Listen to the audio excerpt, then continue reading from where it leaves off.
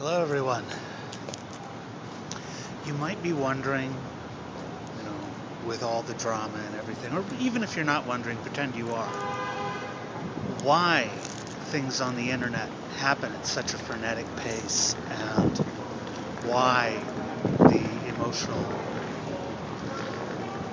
turmoil and drama is so much more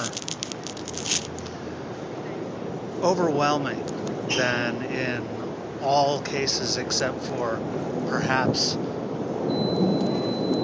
office politics, band camp, or any other place where people are confined for extended periods of time and have to deal with each other closely. And it's pretty simple. Just take the factors that make those things exciting and amplify them even more. Mostly, the big one is that it takes a lot shorter time between when you meet someone and when you start having private conversations with them. For instance, if you have absolutely no shame whatsoever, you can just start right up with private conversations or random hugs and whatever immediately. Look at me, I do it all the time. Of course, I haven't been slapped for it, which is good, but that could be because I'm out of range. Your mileage may vary. So that really does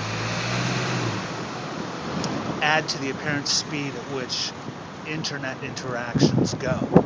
Another thing is that when you're interacting with someone, when you're talking to them face to face, you're looking at them, you're listening to their tone of voice, you're seeing their facial expressions, their movements, the timing of their speech. All of that tends to give you a fairly good way of checking on how right your imaginings of what they're thinking are, and to hopefully correct any what's the word I'm looking for? Any errors in your thinking. It doesn't always work because you have the stupid asshole that just won't go away no matter how politely you attempt to say it. But, it's better than when you just have text coming back at you at the other person, or voice without any image of the person's face, or even in some cases with the fuzzy resolution of a Skype, a web camera, it's hard to tell. And also you only see them in very, very limited times, the other person you're talking with. So you don't really get a complete picture of them as a person.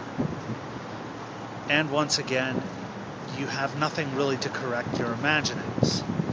Going beyond this, you have, with the very, very apparent fast pace of relationships, at least it feels, you're getting emotional feel-goods fast, and no feedback.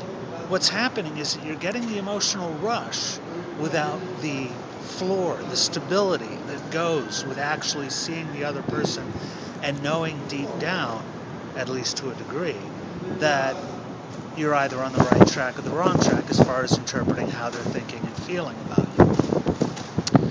And without that, you tend to, both because wanting more of the emotional rush and because of hoping to get little tidbits of that stability and affirmation, you tend to pursue the relationship much faster. And this is any relationship, friendship, team, camaraderie, sex, romance, philosophical, whatever. You tend to pursue it much more quickly unless you're aware of these factors and unless you're aware of just how limited the information you have available to you actually is. So when you're interacting with someone on the internet, do keep in mind how much you do and do not know, and have some respect for them. Slow down and let them show you what they really are, and vice versa. Because otherwise, what you have are two people who are having fantasy relationships with imaginary people they make up in their own heads at each other, which is kind of rude. So, give it some thought.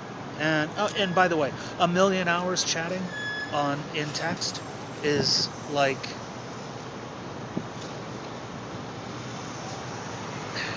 not 1 million hours, but hours spent chatting in text does not substitute for being able to see the person interact naturally with the world around them, like taking a walk and watching them go buy something from a hot dog stand, and just watching the way they move and interact with a third party. Really, the amount you miss by interacting with people only on the internet is just staggering. So think about that, and if you get an opportunity to see people in real life, do it. Thank you for your time and attention.